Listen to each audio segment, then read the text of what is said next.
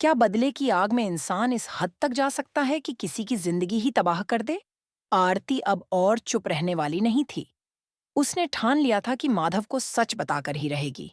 एक रात, जब सब सो चुके थे, आरती, या कहिए आराधना, माधव के पास पहुंची और कहा, जिसे तुमने अपना दोस्त समझा, वो आरंभ दरअसल तुमसे और तुम्हारे परिवार से बदला लेने आया है।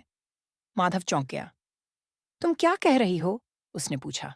लेकिन इससे पहले कि आराधना कुछ और कहती, आरंभ को भनक लग गई और तभी उसके दिमाग में बिजली सी कौंधी।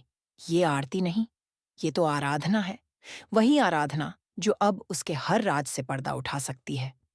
अब आरंभ का चेहरा पूरी तरह बदल चुका था। उसकी मुस्कान में जहर था। उसे पता था कि अगर आराधना जिंदा रही तो वो उसका पूरा खेल तबाह कर देगी।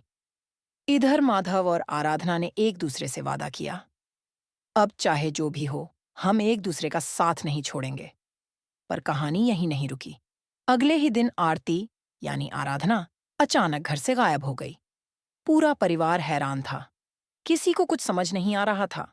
लेकिन सच्चाई ये थी कि उसे किडनैप कर लिया गया था, और ये घिनौना काम किसी और का नहीं, बल्कि आरंभ का था। एक सुनसान मंदिर में जबरदस्ती शादी के मंडप में उसे घसीटते हुए ले गया। आराधना चीखती रही, आरंभ, ये क्या कर रहे हो तुम? छोड़ो मुझे। लेकिन आरंभ अब पूरी तरह पागल हो चुका था। वो चिल्लाया, अब जब मुझे पता चल गया है कि तुम ही आराधना हो, तो तुम्हें हर हाल में अपना बनाकर ही रहूंगा। तुम मेरी थी, मेरी हो, और मेरी ही रहोगी। मंडप सजा हुआ था, लेकिन ये शादी नहीं, जबरदस्ती का नाटक था। 7 फेरे जबरन लिए जा रहे थे, और आराधना की चीखें उस वीराने में गूंज रही थीं।